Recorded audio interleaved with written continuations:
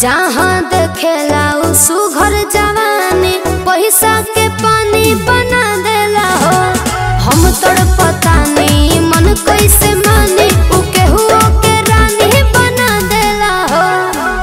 7 दिन में तोड़ देला सातो बचनिया के कमर में पेन्हवला सकरा हमरे कर धनिया के।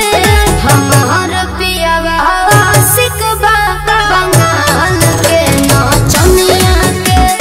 हमार मरदा सिकबा बंगाल के नचनिया के।